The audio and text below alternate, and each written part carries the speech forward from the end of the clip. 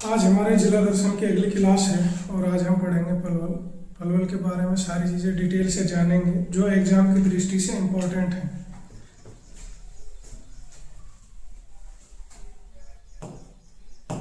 आज हमारा डिस्ट्रिक्ट है पलवल और बात की जाए तो सबसे पहले हम देखेंगे कि इसका नाम पलवल क्यों पड़ा। कोई तो वजह रही होगी कि जो इसका नाम पलवल पड़ा था। नामांकन अगर देखें तो इसकी दो वजह बताई जाती हैं जिसके कारण इसका नाम पलवल पड़ा था। एक तो यहाँ पे ये बताया जाता है कि यहाँ पे कोई बहुत पहुंचे हुए ऋषि हुए थे पलवल नाम के, ऐसा बताया जाता है कि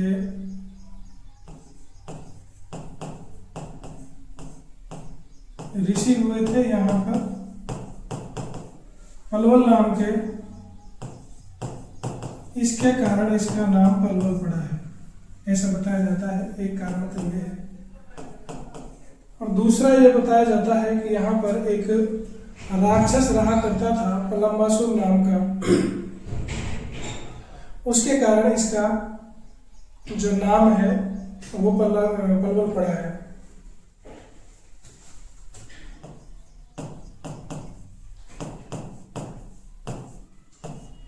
पलम्बासुर राक्षस की राजधानी होती थी और इसका नाम पलारपुर होता था। और इसका नाम पलारपुर होता था, इस वजह से इसका नाम पलवल पड़ा है। तो इसके बारे में ये दो बातें हैं जो हमें मिलती हैं नामांकन को लेकर के, जिसकी वजह से इसका नाम पलवल पड़ा है। एक तो यहाँ पे एक ऋषि हुए हैं जिनका नाम एक जगह पलवल भी मिलता है और कहीं कहीं अपलवा भी मिलता है, तो उसकी वजह से लिख लेते हैं, कहीं पलवल है और कहीं पर अपलवा इनका नाम मिलता है, तो इसकी वजह से इसका नाम पलवल पड़ा था। अब बात करते हैं कि पलवल का पुराना नाम क्या है।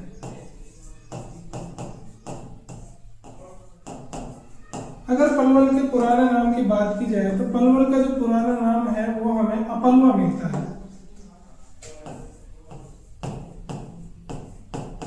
अपलवा मिलता है और अगर हमसे पूछ ले कि इसका नाम हमें ये कहाँ पे मिलता है तो ये हमें याद रखना है कि ये आईन अकबरी में ये नाम देखने को मिलता है।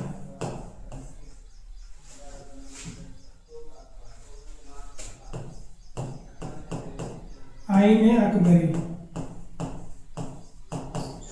आईने अकबरी में हमें पलवल का नाम अपलवा देखने को मिलता है, तो ये इसका पुराना नाम है। उसके बाद बात की जाए उपनाम की कि पलवल को पलवल के अलावा किन किन नामों से जाना जाता है, तो एक तो पलवल को पलवल के अलावा सुगर सिटी कहा जाता है।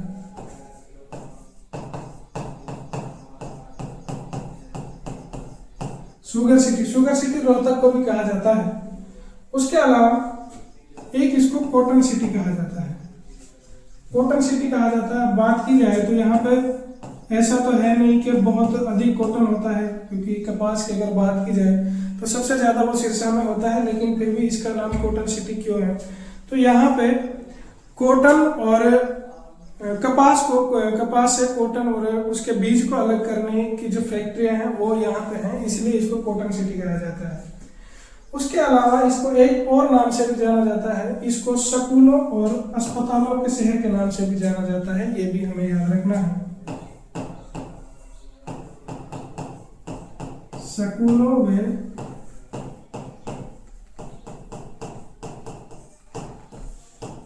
अस्पतालों का शहर किसे कहा जाता है, पलवल को कहा जाता है, ये भी हमें याद रखना है।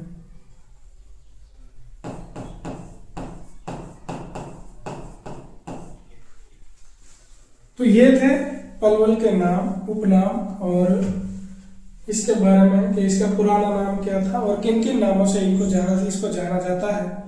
उसके अलावा अगर हम यहीं पे इसकी एक और चीज की बात कर लेते हैं और वो है जनसंख्या।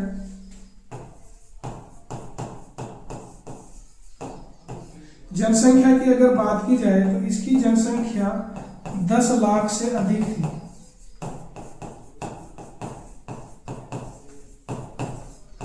10 लाख से अधिक किस जनगणना में? तो 2011 की जनगणना में इसकी जो जनसंख्या है वो 10 लाख से अधिक मिली थी। अब हम बात करते हैं यहाँ की तहसील, विधानसभा सीट और उप तहसील के बारे में कि यहाँ पे कौन कौन सी तहसीलें हैं, कौन कौन सी विधानसभा सीटें हैं। सबसे पहले हम देखते हैं विधानसभा सीट। अगर विधानसभा सीट की बात की जाए तो यहाँ पे 4 विधानसभा सीटें हैं। 4 यहाँ पे विधानसभा सीटें हैं। सबसे पहले तो खुद पलवल है, उसके अलावा पिरथड़ा है,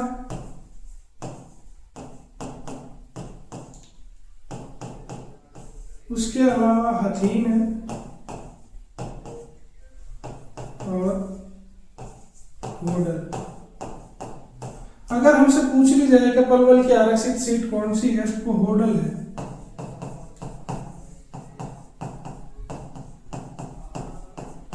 आरक्षित सीट यहाँ की होडल है। तो ये 4 विधानसभा सीटें हैं यहाँ पर।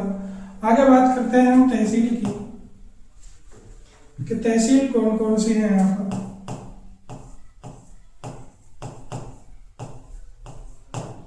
तहसील यहाँ पर 3 है।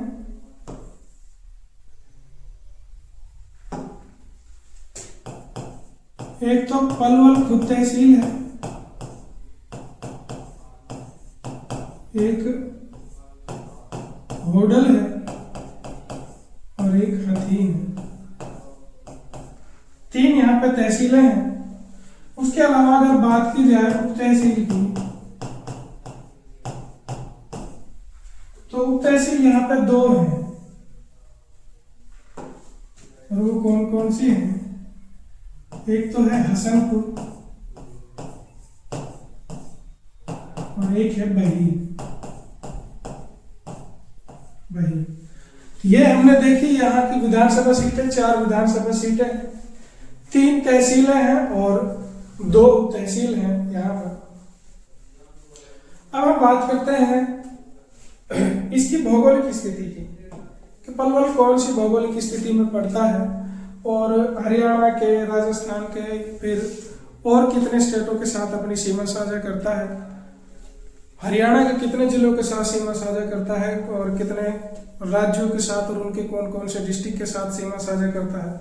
कौन से भौतिक प्रदेश में पड़ता है, यहाँ पे मृदा कौन सी पाई जाती है, कौन सी नदी पाई जाती है। ये सारी चीजें हम डिटेल में जानेंगे। और अगर हम बात करें, हम देखते हैं कि भौतिक स्थिति,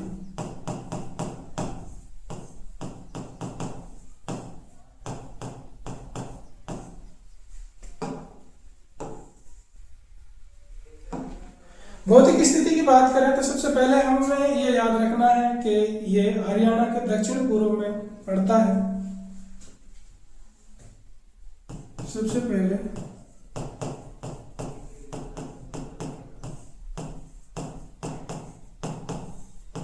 हरियाणा के दक्षिण पूर्व में पड़ता है। और अगर बात की जाए कि किस डिस्ट्रिक्ट से अलग होकर के बना है तो ये फरीदाबाद से अलग होकर के बना है। फरीदाबाद से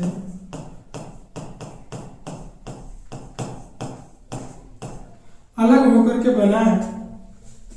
फरीदाबाद से अलग होकर के बना है। उसके अलावा बात की जाए कि किन किन जिलों के साथ अपनी सीमा साझा करता है। सीमा की बात की जाए तो यह है हरियाणा के 3 जिलों के साथ अपनी सीमा साझा करता है। 3 जिलों के साथ वो कौन कौन से हैं? सबसे पहले तो फरीदाबाद है क्योंकि उसी से अलग होकर के बना है। उसके अलावा गुरुग्राम है और उसके अलावा नूह है। तो ये 3 डिस्ट्रिक्ट के साथ अपनी सीमा साझा करता है, हरियाणा के 3 डिस्ट्रिक्ट के साथ में। हरियाणा के 3 डिस्ट्रिक्ट के साथ में अपनी सीमा साझा करता है।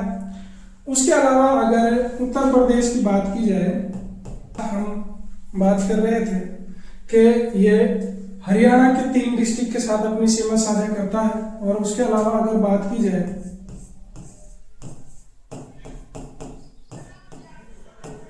उत्तर प्रदेश की, तो उत्तर प्रदेश के 2 डिस्ट्रिक्ट के साथ अपनी सीमा साझा करता है।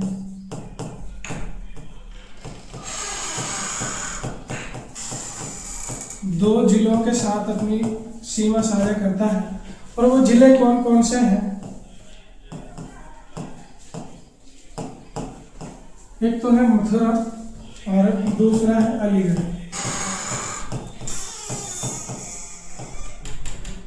तो ये उत्तर प्रदेश के 2 के साथ अपनी सीमा साझा करता है और हरियाणा के 3 के साथ अपनी सीमा साझा करता है। अब बात करते हैं हम राजस्थान की। तो राजस्थान के 1 जिले के साथ अपनी सीमा साझा करता है और वो है भरतपुर। तो हमने देखी कि किन किन के साथ अपनी सीमा साझा करता है। हरियाणा के 3 डिस्ट्रिक्ट के साथ, यूपी के 2 डिस्ट्रिक्ट के साथ और राजस्थान के 1 डिस्ट्रिक्ट के साथ सीमा साझा करता है। उसके अलावा हम बात करते हैं, अगर हम बात करें कि किस भौतिक प्रदेश में पड़ता है,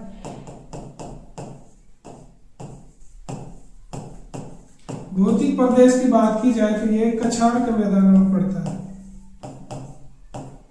कछार के मैदान में पड़ता है। उसके अलावा अगर बात की जाए कि यहाँ पे मृदा कौन सी पाई जाती है, मृदा यहाँ पर जलोढ़ पाई जाती है। जलोढ़ मृदा पाई जाती है। उसके अलावा बात की जाए कि यहाँ पर नदी कौन सी पाई जाती है, नदी की अगर हम बात करें तो नदी यहाँ पर यमुना नदी पाई जाती है। यमुना नदी है यहाँ पर। हमने बात की किस किस के साथ अपनी सीमा साझा करता है। उसके अलावा ये यहाँ पे मृदा कौन सी पाई जाती है और यहाँ पे नदी कौन सी पाई जाती है। अब बात करते हैं यहाँ की मुख्य फसलें कौन कौन सी हैं।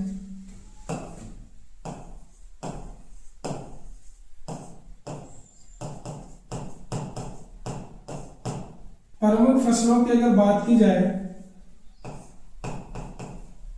तो यहाँ पर एक तो गेहूं की फसल बहुत ज्यादा उगाई जाती है, एक सरसों और कपास। ये यहाँ की प्रमुख फसलें हैं जो यहाँ उगाई जाती हैं। उसके अलावा हम देखते हैं कि यहाँ से कोई एक्सप्रेसवे या फिर कोई नेशनल हाईवे गुजरता है क्या? तो यहाँ से 2 एक्सप्रेसवे गुजरते हैं।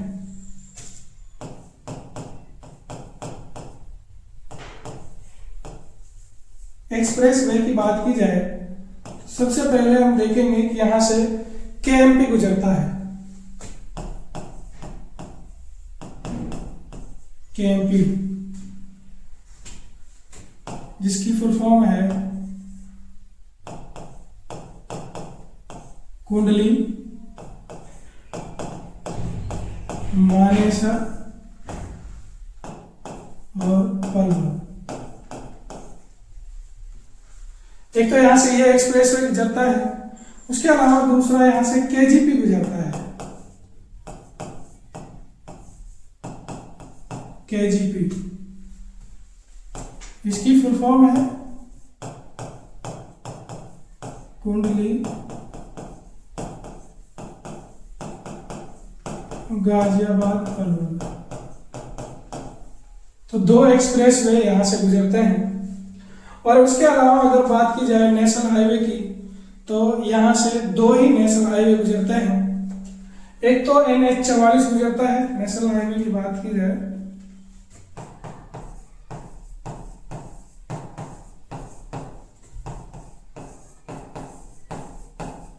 नेशनल हाईवे की बात की जाए तो एक तो यहां से NH 44 गुजरता है जिसको पहले NH2 के नाम से जाना जाता था। इसको पहले NH2 के नाम से जाना जाता था, लेकिन अब इसका नाम बदल करके NH 44 कर दिया है। उसके अलावा यहाँ से NH 919 भी गुजरता है। बात की जाए तो यहाँ से NH 919 भी गुजरता है जो पलवल को रेवाड़ी से जोड़ता है। तो ये हमने देखी इसकी भौतिक स्थिति कि यहाँ ये कौन से प्रदेश में पड़ता है। उसके अलावा यहाँ से कौन कौन से एक्सप्रेस वे गुजरते हैं, कौन कौन से नेशनल हाईवे गुजरते हैं, किन किन के साथ अपनी सीमा साझा करता है, और उसके अलावा यहाँ पे प्रमुख फसलें कौन कौन सी पाई जाती हैं। इतिहास की भी हम जरूर बात करते हैं, लेकिन इतिहास में इसमें बहुत ज्यादा कुछ इसका इतिहास मिलता नहीं है। यहाँ पर हम कुछ पढ़ेंगे, कुछ व्यक्तित्व पढ़ेंगे जिनका इतिहास में बहुत अच्छा रोल रहा है, अहम रोल रहा है, मुरलीधर जैसे। उसके अलावा यहाँ पे इतिहास की बात की जाए तो पलवल का एक ओथा गांव है जहाँ पे खुदाई की गई है, उसके बारे में भी हम आगे थोड़ा सा पढ़ेंगे। वहाँ पर कुछ वस्तुएं मिली हैं और हाथियों के अस्थि पिंजर मिले हैं। उसके अलावा इतिहास में इसका बहुत कुछ इसका है नहीं इतिहास, जिसको पढ़ने की जरूरत है ऐसा इतिहास है नहीं। उसके अलावा अब हम बात करते हैं कि यहाँ पे उद्योग धंधे कौन कौन से हैं। सबसे पहले उद्योग की जब हम बात करेंगे तो सबसे पहले हम वही देखेंगे जिसके नाम पर इसको शुगर सिटी कहा गया है। तो यहाँ पर चीनी मिल है।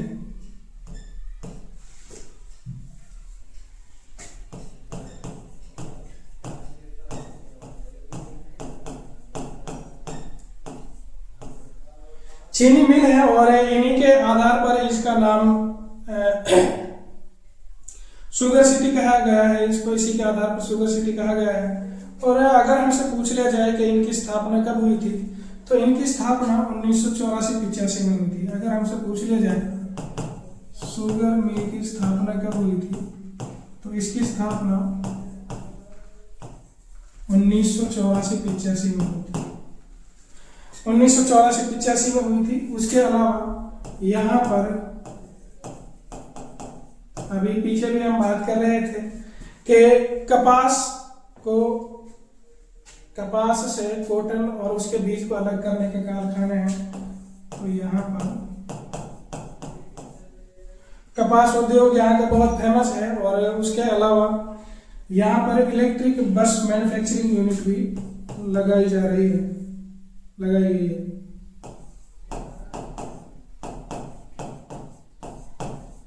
इलेक्ट्रिक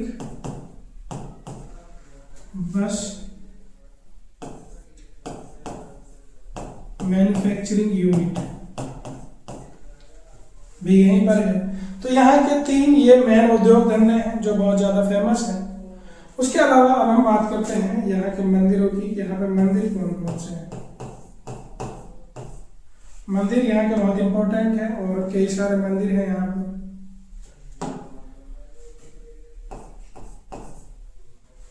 कई सारे मंदिर हैं और बहुत इंपॉर्टेंट हैं। सबसे पहले हम बात करते हैं दाऊ जी का मंदिर।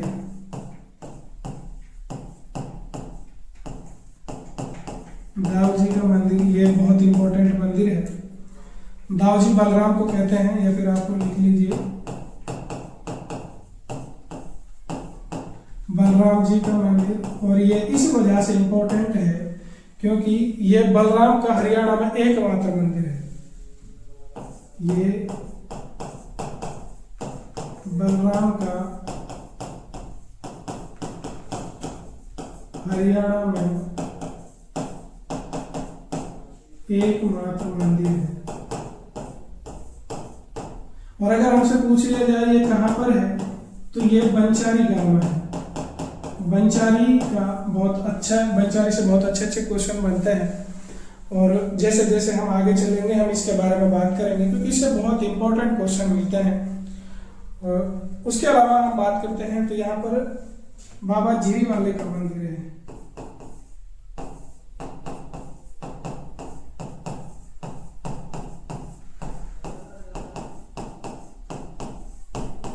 बाबा जीरी वाले का मंदिर है।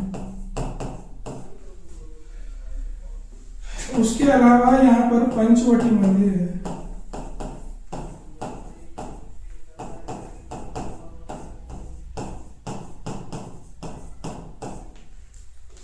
यहाँ पर पंचवटी मंदिर है और ये मंदिर भी एग्जाम की दृष्टि से बहुत ही इंपॉर्टेंट है। उसके अलावा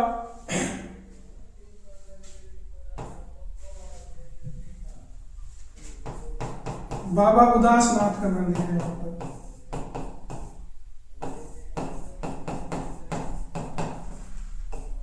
बाबा उदासनाथ का मंदिर, बाबा उदासनाथ का मंदिर है यहाँ पर। उसके अलावा यहाँ पर एक तीज वाला मंदिर है।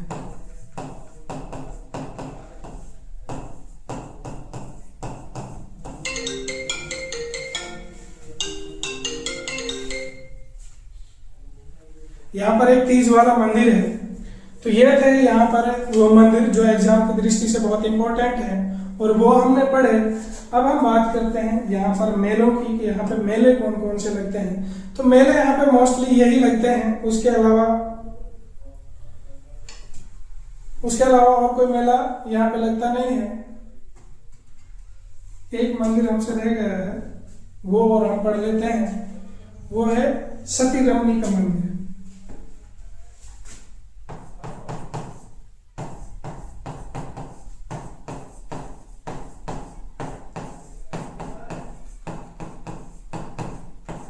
सती रमनी का मंदिर, तो यह है यहाँ के इंपॉर्टेंट मंदिर। अब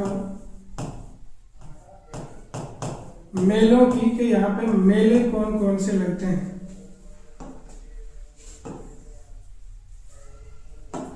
यहाँ पे मेले कौन कौन से लगते हैं। सबसे पहले तो कान्हा गौशाला का मेला लगता है यहाँ पर।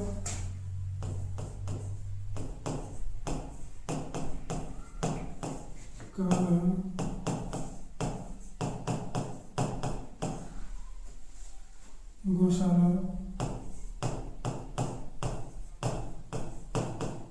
का मेला। और बात करें तो ये बहीन में लगता है, बहीन में लगता है।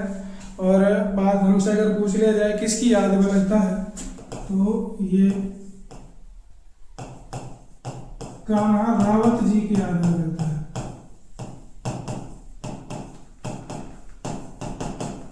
कान्हा रावत जी की याद में ये मेला लगता है और यहाँ पर इसकी मूर्ति भी स्थापित की गई है यहीं पर। उसके अलावा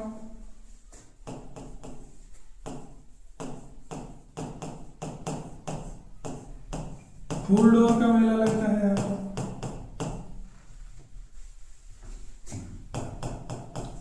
उसके अलावा बाबा उदासनाथ जी की समाधि का मेला लगता है। बाबा उदासनाथ जी की समाधि का मेला लगता है। उसके अलावा बलदेव छठ का पूजा लगता है यहाँ पर।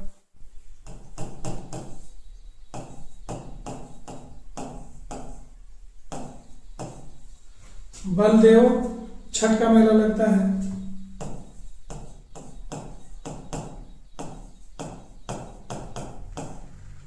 बलदेव छठ का मेला लगता है। उसके अलावा सती रमनी का मेला लगता है।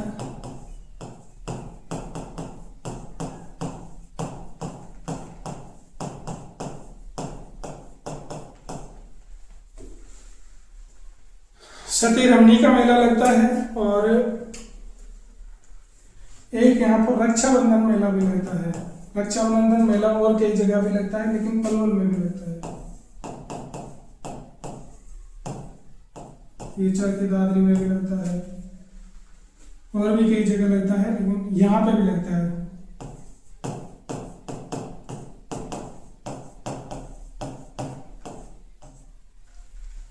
तो ये थे यहाँ के प्रसिद्ध मेले जो लगते हैं। कान्हा गौशाला का मेला बहीन में लगता है और कान्हा रावत की याद में लगता है। फूलडोर का मेला लगता है। बाबा उदासनाथ जी की समाधि का मेला लगता है। बलदेव छठ का मेला लगता है। सती रमनी का मेला लगता है और रक्षाबंधन का मेला लगता है। ये है यहाँ के इम्पोर्टेंट मेले जो यहाँ पे लगते हैं। अब हम बात करते हैं यहाँ के पर्यटन स्थल की कि यहाँ पे कौन कौन से पर्यटन स्थल हैं।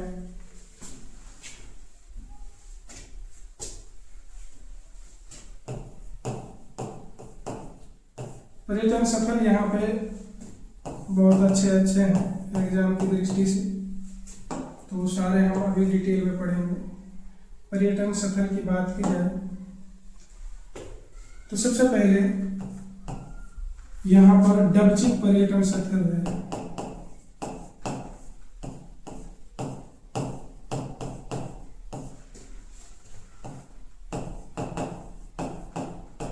डबचिक पर्यटन स्थल अगर हमसे पूछ लिया जाए कहाँ है, तो ये होडल में है, और डबचिक झील भी यहीं पर है।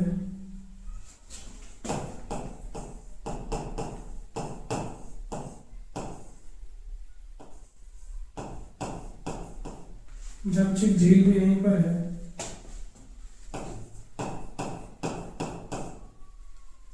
और ये मथुरा वाले रोड पे पड़ती है। अगर हमसे पूछ लिया जाए कहाँ पड़ती है, तो ये NH-44 पे पड़ता है। NH-44 पे पड़ता है डबचिक पर्यटन स्थल, यहाँ का बहुत इंपॉर्टेंट पर्यटन स्थल है। डबचिक झील भी वहीं पे पड़ती है।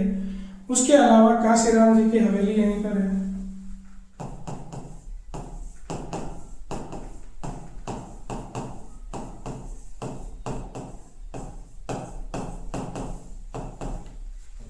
काशीराम की हवेली यहीं पर है।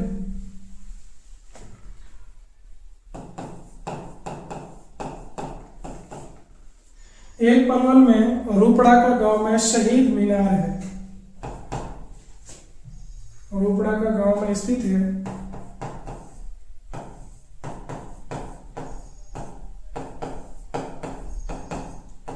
शहीद मीनार।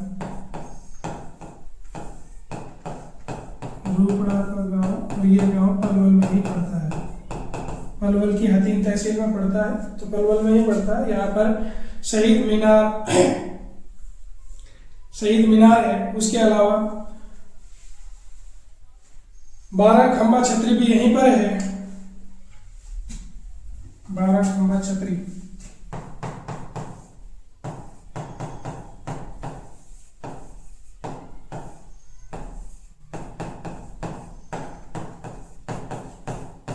ये होडल में है। 12 खंबा छतरी होडल में है। और अगर हमसे पूछ लिया जाए कि इसका निर्माण किसने करवाया था, तो काशीराम सोरोत ने इसका निर्माण करवाया था।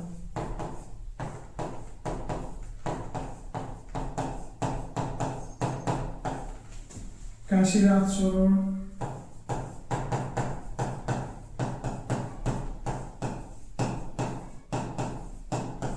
ने इसका निर्माण करवाया था। आगे हम देखते हैं कि किशोरी का महल भी यहीं पर है।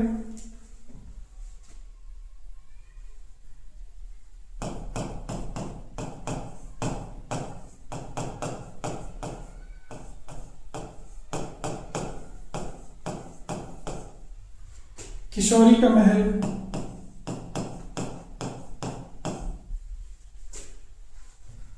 उसके अलावा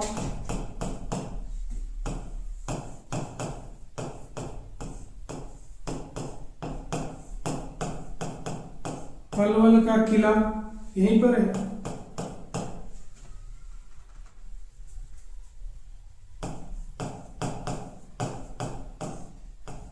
और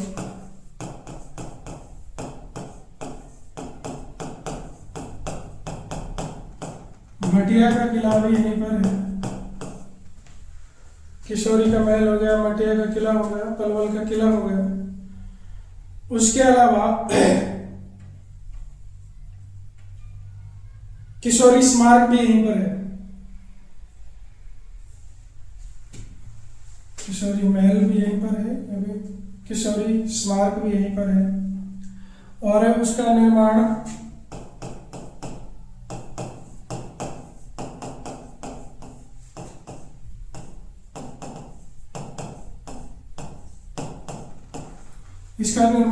राजा सूरजमल ने करवाया था।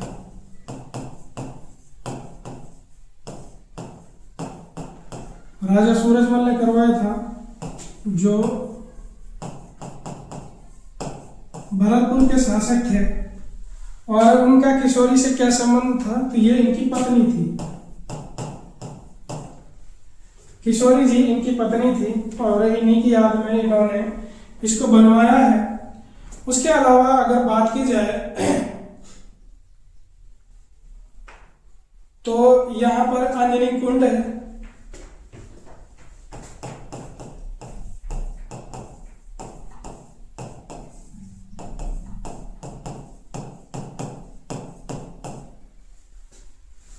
अंजनी कुंड है पलवल में। उसके अलावा सती का तालाब है।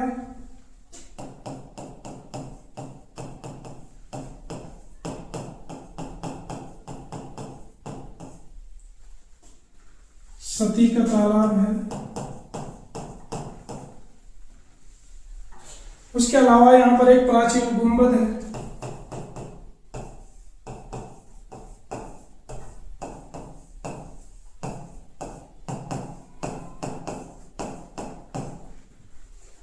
प्राचीन गुंबद। उसके अलावा अगर बात की जाए तो यहाँ पर एक पांडव वन भी है।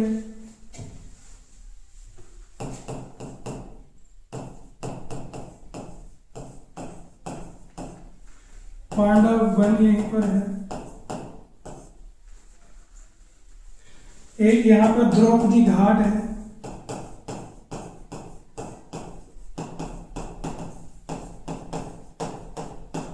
द्रौपदी घाट भी है यहाँ पर। उसके अलावा अगर बात की जाए तो यहाँ पर एक रोशन चिराग का मकबरा भी है।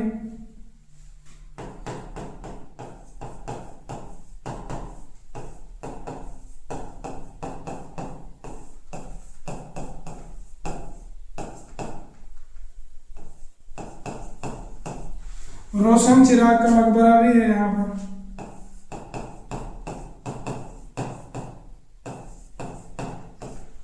और एक यहाँ पर एक मकबरा है जो दरगाह है जो हातिम के जलालपुर गांव में पड़ती है। शहीद शरीफ की दरगाह।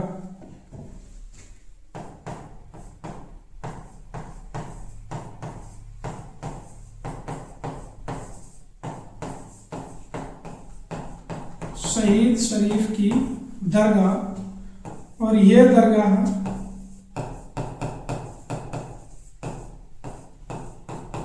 जलालपुर गांव में पड़ती है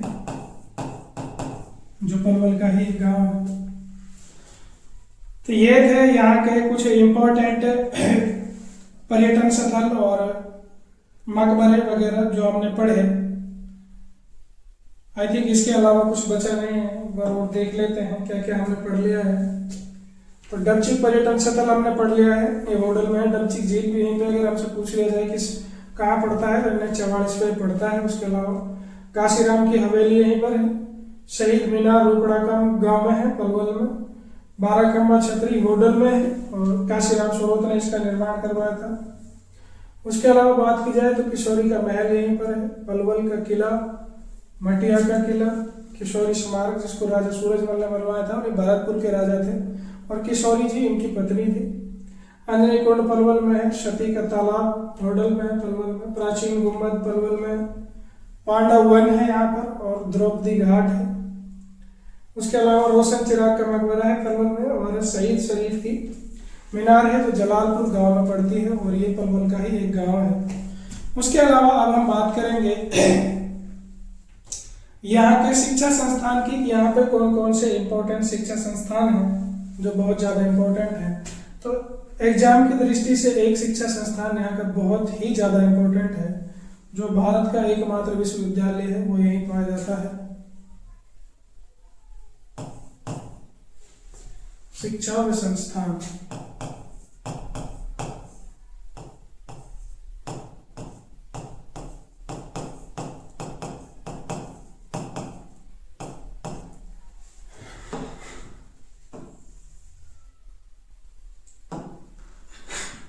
शिक्षा संस्थान,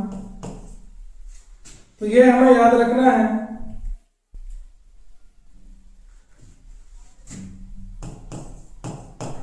कि विश्वकर्मा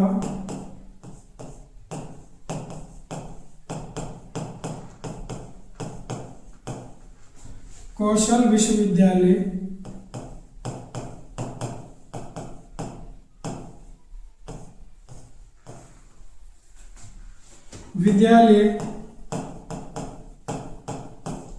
पलवल में है। और अगर हमसे पूछ लिया जाए पलवल में कौन सी जगह पे है, तो ये दूधोला गांव में है। पलवल के दूधोला गांव में है। अगर हमसे निर्माण पूछ लिया जाए कि इसका निर्माण कब हुआ था, तो इसका निर्माण 2016 में हुआ था। और अगर हमसे पूछ लिया जाए कि यहाँ पे कितने कोर्सेज पढ़ाए जाते हैं, तो ये याद रखना है यहाँ 50+ कोर्सेज पढ़ाए जाते हैं।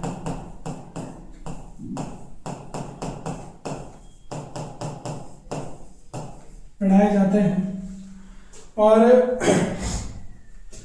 सबसे जो इम्पोर्टेंट बात है वो ये है कि विश्वकर्मा कौशल विश्वविद्यालय ये भारत का एकमात्र विश्वविद्यालय है। भारत का प्रथम कह लीजिए या फिर एकमात्र कह लीजिए।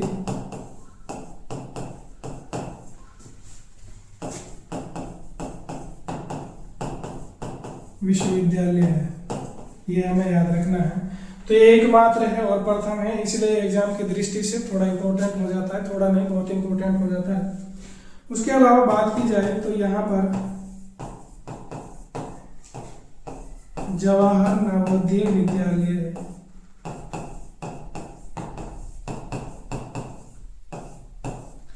और ये पलवल के रसूलपुर गांव में है।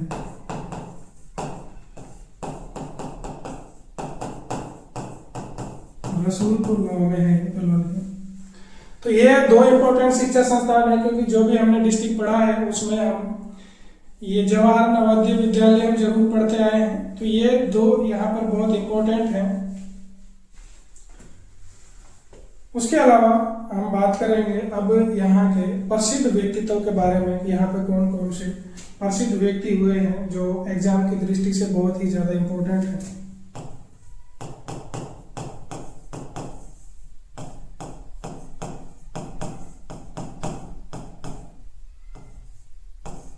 प्रसिद्ध व्यक्तित्व की बात की जाए तो सबसे पहले हम बात करेंगे लाला मुरलीधर के बारे में, जिनका जन्म तो पलवल में हुआ है लेकिन उसकी कर्मस्थली अम्बाड़ा रही है।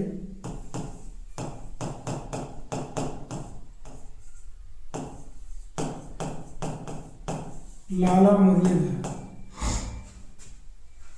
इनका जो जन्म है वो तो पलवल में हुआ है।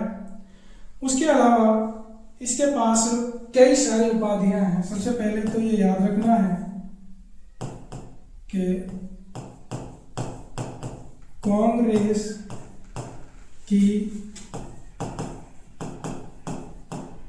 स्थापना कमेटी का ये सदस्य था।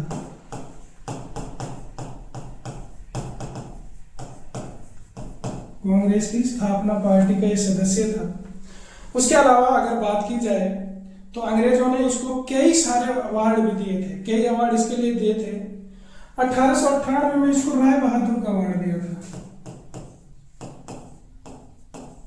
1898 में राय बहादुर की उपाधि दी थी। उसके अलावा बात की जाए तो 1904 में इसे केसर हिंद की उपाधि दी गई थी। 1904 में केसर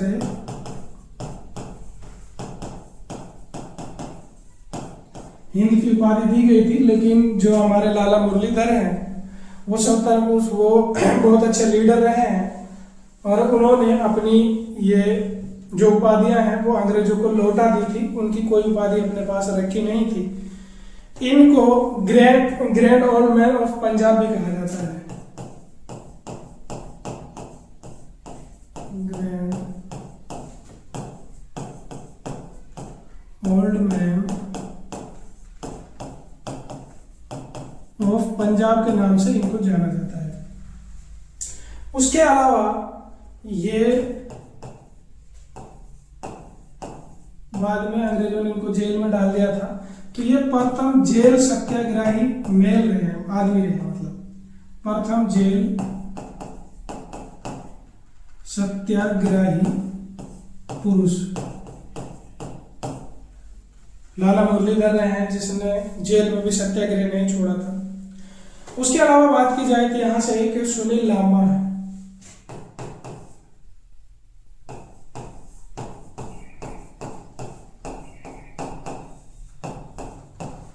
सुनील लांबा और इनका जन्म पलवल में हुआ है।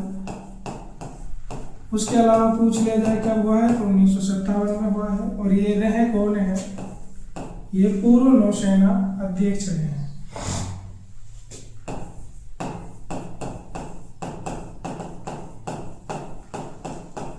पूर्व नौसेना अध्यक्ष रहे हैं। और पूछ लिया जाए कौन से अध्यक्ष रहे थे, बने थे, तो ये 23वें अध्यक्ष बने थे। उसके अलावा बात करते हैं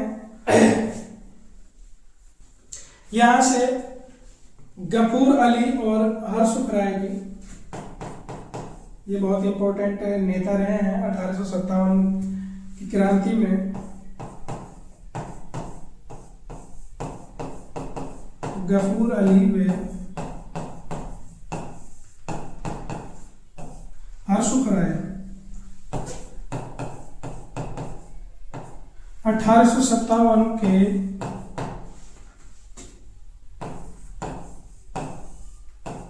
प्रमुख नेता रहे हैं। और पलवल का 1857 में जो नेतृत्व है वो गफूर अली ने किया था। पलवल का नेतृत्व 1857 की क्रांति में गफूर अली ने किया था। 1857 की क्रांति में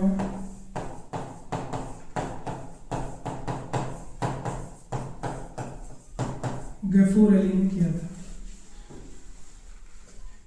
उसके अलावा हम बात करते हैं यहां से एक पूनम चौहान है जो पलवल की प्रथम फ्लाइंग ऑफिसर रही थी। पूनम चौहान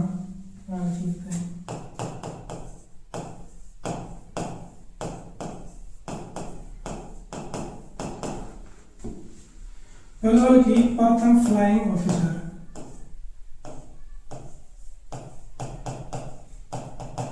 फ्लाइंग महिला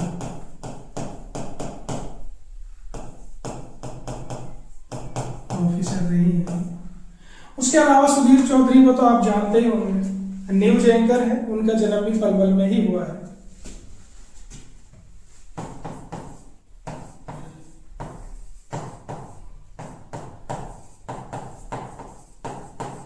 सुधीर चौधरी की बात की जाए तो इनका जन्म भी पलवल में ही हुआ है। ये भी पलवल से ही संबंध रखते हैं। तो ये थे यहाँ के इंपॉर्टेंट व्यक्तित्व जिनके बारे में हमने पढ़ा। अब हम इसके कुछ और इंपॉर्टेंट टॉपिक बचते हैं, उनके बारे में और थोड़ी सी चर्चा कर लेते हैं। सबसे पहले बात की जाए कि हरियाणा का पहला हृदय रिसर्च सेंटर यहीं पर है, पलवल में।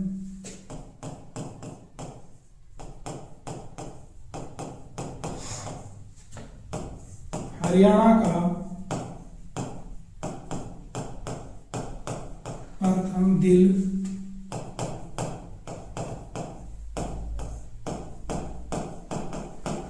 रिसर्च सेंटर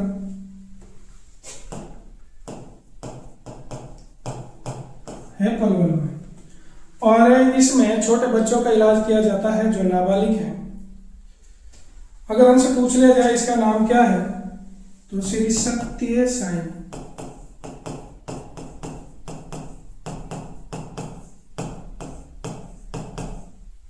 श्री सत्य साई हॉस्पिटल।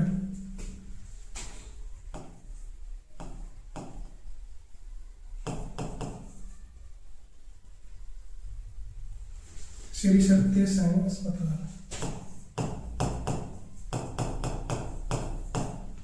ये पलवल में है और ये छोटे बच्चों के लिए है। यहाँ पर जो ट्रीटमेंट है वो पूरी किया जाता है 18 साल से कम एज के बच्चों का। अगर किसी के दिल में किसी भी प्रकार की कोई प्रॉब्लम है, उसके दिल में छेद है या फिर उसकी कोई वाल रुक गई है, ऐसी कोई भी अगर कोई प्रॉब्लम है दिल से रिलेटेड, तो उसका इलाज यहाँ पे फ्री किया जाता है, 10 रुपए की पर्ची कटती है, फ्री किया जाता है। ऐसा बताया जाता है कि जो सत्य साई महाराज हैं, इनका एक छोटा बच्चा था जो दिल की बीमारी के चलते मारा गया था। बहुत कोशिश की गई, लेकिन उस टाइम बहुत ज़्यादा पैसे लगते थे और बाबा जी के पास इतने पैसे थे नहीं जो अपने बच्चे का इलाज करा सके। तो बहुत उन्होंने दिखाया, लेकिन कोई बात बनी नहीं, पैसे बहुत ज़्यादा मांगे गए थे। उसके बाद में फिर बाबा जी ने प्रण लिया था कि दिल की बीमारी से रिलेटेड किसी भी बच्चे को मैं हिंदुस्तान में मरने नहीं दूंगा। उसके बाद में इन्होंने कई सारे पूरे भारत में इस नाम से बहुत सारे हॉस्पिटल्स ओपन हैं जो सिर्फ और सिर्फ दिल के इलाज के लिए ही हैं, और वो बच्चों का ही इलाज करते हैं। 18 साल से कम बच्चों का इलाज किया जाता है और फ्री किया जाता है, फ्री ऑफ कॉस्ट। अगर बाकी जगह हम जाकर के देखें तो दिल का इलाज करने के लिए बहुत ज़्यादा पैसे लिए जाते हैं, लेकिन इस हॉस्पिटल में 10 रुपए की एक पर्ची कटती है, फ्री ऑफ कॉस्ट यहाँ पे इलाज किया जाता है। उसके अलावा एक इम्पोर्टेंट टॉपिक और है जो हमसे रह गया था पीछे, कि गांधी जी को पहली बार 10 अप्रैल 1919 को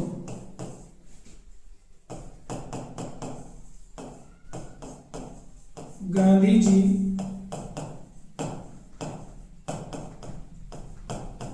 की प्रथम गिरफ्तारी कहाँ हुई थी, तो ये हमें याद रखना है कि ये 10 अप्रैल 1919 को पलवल रेलवे स्टेशन पे इनको गिरफ्तार किया गया था।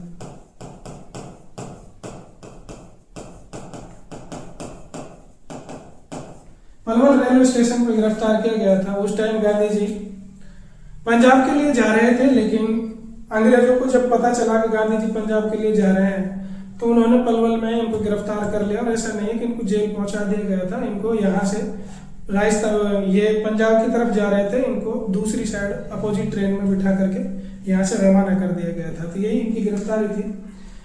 फिर पलवल में क्या नाम है, सुभाष चंद्र बोस ने एक आश्रम खुलवाया था, जिसका उद्घाटन सुभाष चंद्र बोस ने किया था, और वो शायद 1938 में ओपन हुआ था। 1938 में वो ओपन हुआ था, और उसका जो उद्घाटन है वो सुभाष चंद्र बोस ने किया था। तो ये याद रखना है।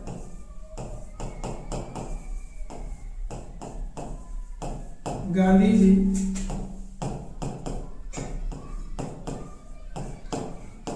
आश्रम का यहाँ पर निर्माण किया गया। कब किया गया? 1938 में। और पूछ लिया जाए इसका उद्घाटन किसने किया था, तो इसका उद्घाटन नेताजी सुभाष चंद्र बोस ने इसका उद्घाटन किया था। यह हमें याद रखना है। उसके अलावा अगर बात की जाए तो मैं जैसा पीछे भी बता रहा था कि यहाँ पर खुदाई की गई है। पलवल में एक गांव है ओथा नाम का, ओथा गांव है पलवल में। तो यहाँ पे खुदाई की गई है और उस खुदाई में हमें कुछ कलात्मक वस्तुएं मिलती हैं।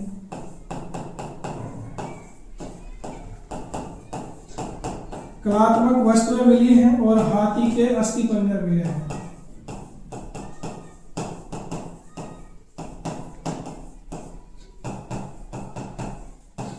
हाथी के अस्थि पिंजर मिले हैं और कुछ कलात्मक वस्तुएं हमें यहाँ से मिली हैं। उसके अलावा बात की जाए तो हम यहाँ पे देखेंगे कि एक नया बागबानी उत्कृष्टता केंद्र भी बनाया गया है, होडल में है वो। यहाँ पर एक बागबानी उत्कृष्टता केंद्र भी बनाया गया है जो होडल में है। अब हम बात करते हैं बनचारी के बारे में, क्योंकि मैं पीछे भी आपको बता रहा था कि एग्जाम की दृष्टि से बनचारी से बहुत क्वेश्चन बनते हैं। सबसे पहले तो हम देखेंगे कि जो प्रदेश में कवियों के गांव के नाम से जाना जाता है,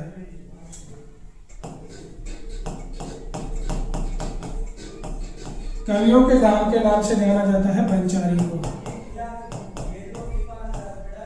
बंचारी को कवियों के गांव से नाम से जाना जाता है।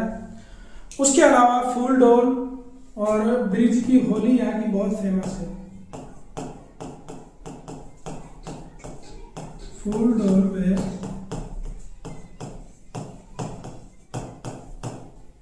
ब्रिज की होली सबसे ज्यादा प्रसिद्ध है, वो बंचारी गांव की है। उसके अलावा ऐसा बताया जाता है कि द्वापर युग से ये सूरमाओं की भूमि रही है।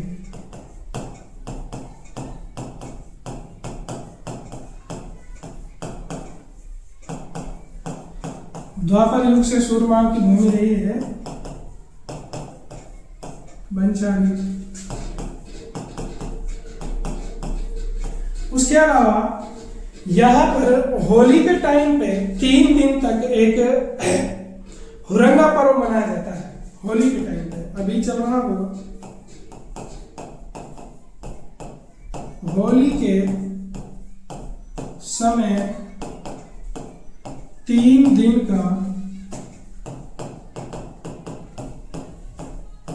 हुरंगा पर्व मनाया जाता है। तो ये भी बंचारी में है। 3 दिन का हुरंगा पर्व मनाया जाता है। उसके अलावा अगर बात की जाए तो अभी पीछे हम पढ़ के आए हैं कि बलराम जी का एकमात्र, हरियाणा में बलराम जी का एकमात्र जो मंदिर है वो इसी बंचारी गांव में है। उसके अलावा बात की जाए तो पलवल जिले में लक्ष्मी नारायण जी की एक लेटी हुई प्रतिमा भी मिली है।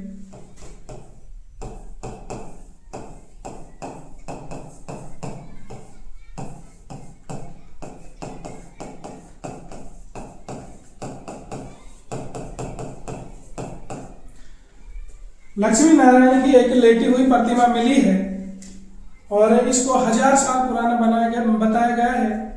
और अगर हमसे पूछ लिया जाए ये कहाँ है तो ये शेष साई गांव में है।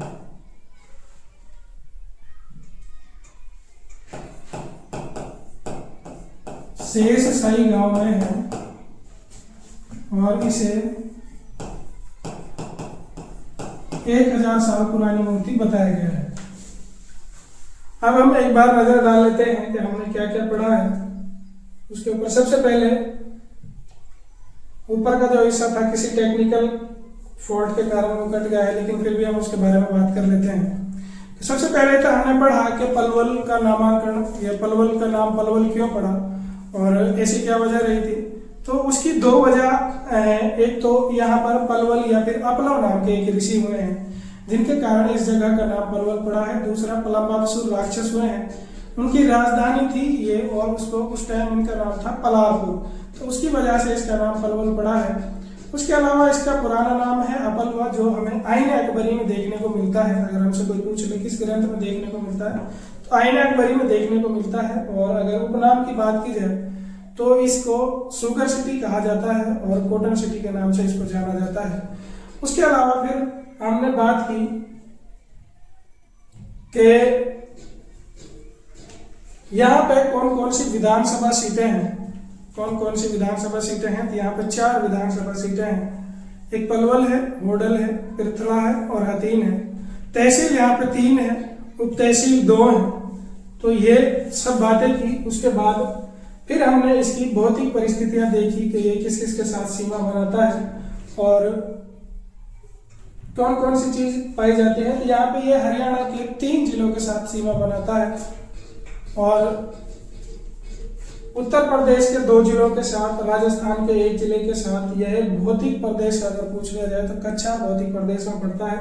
मृदा है जलोढ़ पाई जाती है। नदी यहाँ पर यमुना नदी है। एक चीज और याद रखनी है कि जो यमुना नदी है वो यूपी और पलवल को अलग करने का काम करती है। तो यहाँ पे 2 प्रकार की सीमा आपको देखने को मिलेगी। एक तो प्राकृतिक सीमा है जो पलवल और यूपी को अलग करती है और एक थलीय सीमा है। उसके अलावा यहाँ पर नेशनल हाईवे 2 नेशनल हाईवे गुजरते हैं। NH 44 जिसे पहले NH 2 के नाम से जाना जाता था और NH 919 यहाँ से गुजरता है, जो रेवाड़ी को पलवल से जोड़ने का काम करता है। उसके अलावा यहाँ से 2 एक्सप्रेस वे भी गुजरते हैं, KMT और KGP। आगे हम देखें तो हमने पढ़ा था यहाँ के उद्योग धंधे, चीनी उद्योग यहाँ का फेमस है, 1984-85 में बना था। कपास उद्योग है और इलेक्ट्रिक बस यहाँ पर मैन्युफैक्चर की जाती है। मंदिरों की बात की जाए तो ये जितने भी इंपॉर्टेंट मंदिर थे एग्जाम की दृष्टि से वो हमने सारे पढ़ लिए हैं। उसके अलावा हमने मेले पढ़े थे, जितने मेले हैं वो भी सारे पढ़े। और पर्यटन स्थल की बात की जाए तो यहाँ पर दक्षिण पर्यटन स्थल है और काशी की हवेली है, शहीद मीनार रोपड़ा का गांव में है, पलवल का ही है। 12 खंबा छतरी है जो होडल में है। उसके अलावा यहाँ पर किशोरी का महल है, पलवल का किला है, मटिया का किला है, किशोरी का स्मारक है और अंजनी कुंड है, सती का तालाब है, पांडवों का वन है और द्रौपदी का घाट है, प्राचीन गुम्बद है और रोशन चिराग का मकबरा भी यहीं पर है और शहीद शरीफ की दरगाह भी पलवल में ही पाई जाती है। शिक्षा संस्थान की बात की जाए तो एग्जाम की दृष्टि से मैं फिर आपको बता दूं कि बहुत इंपॉर्टेंट है विश्वकर्मा कौशल विश्वविद्यालय, जो भारत का एकमात्र विश्वविद्यालय है जो पलवल के दूधोल गांव में है और इसका निर्माण 2016 में किया गया था। उसके अलावा यहाँ पर एक जवाहर नवोदय विद्यालय भी है जो रसूलपुर में है। व्यक्तित्व की बात करें तो यहाँ पर जितने भी व्यक्तित्व थे जो इम्पोर्टेंट थे वो हमने सारे पढ़ लिए हैं।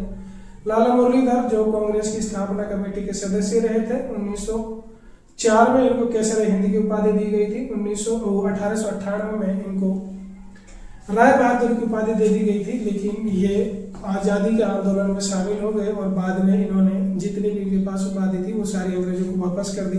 फिर अंग्रेज इनको गिरफ्तार कर लेते हैं, लेकिन जो मुरलीधर है वो वहां जाकर भी चुप नहीं रहते और जेल में भी सत्याग्रह कर देते हैं और ये हरियाणा के प्रथम पुरुष रहे थे जो जेल सत्याग्रही हैं। उसके अलावा यहाँ पर एक सुनील लांबा है जो पलवल से है, पूर्व नौसेना अध्यक्ष है और 23वें अध्यक्ष बने थे। उसके अलावा गफूर अली और हर्षद राय हैं जो 1857 की क्रांति में बहुत प्रमुख नेता रहे थे और पलवल का नेतृत्व 1857 की क्रांति में गफूर अली ने किया था। यहाँ से सुधीर चौधरी भी हैं जो एंकर हैं, आप सभी जानते होंगे उनको।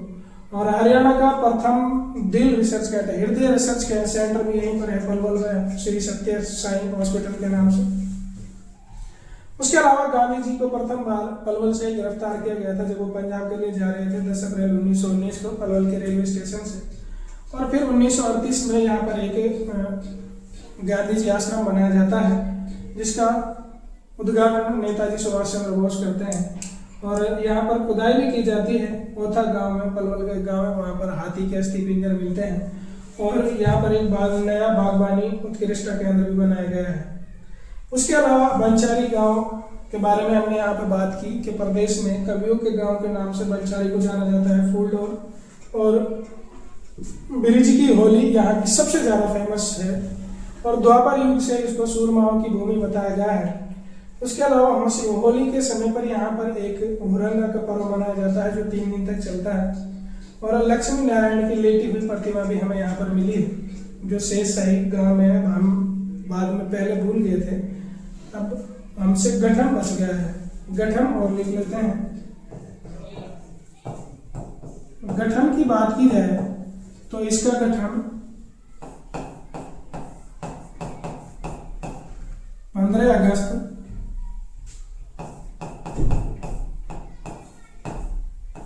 2008 को किया गया था और इसको 21वें जिले के रूप में गठित किया गया था। बाकी चीजें मैंने पहले आपको बता दी हैं कि इसको फरीदाबाद से काट करके अलग किया गया है। तो ये था हमारा पलवल जिसको हमने पूरी डिटेल में पढ़ा। एग्जाम की दृष्टि से कोई चीज ऐसी है नहीं जो इससे छूट गई है।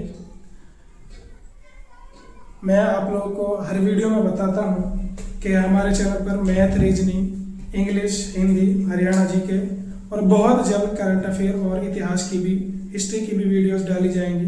तो आप लोग बने रहिए हमारे साथ, अपने एग्जाम की तैयारी करते रहिए और आपके जो यार दोस्त हैं, भाई बहन हैं जो एग्जाम की तैयारी कर रहे हैं, उनके साथ हमारे चैनल को शेयर कीजिए, चैनल को सब्सक्राइब कीजिए और कमेंट करके हमें बताइए आपको जो कंटेंट मिल रहा है वो कैसा है, क्योंकि हम अपनी भरपूर कोशिश कर रहे हैं आपको ऐसा कंटेंट देने की जो सिर्फ और सिर्फ एग्जाम की दृष्टि से इम्पोर्टेंट हो। उसके अलावा कोई बहुत फालतू चीज़ नहीं पढ़ाने की कोशिश हम कर रहे हैं।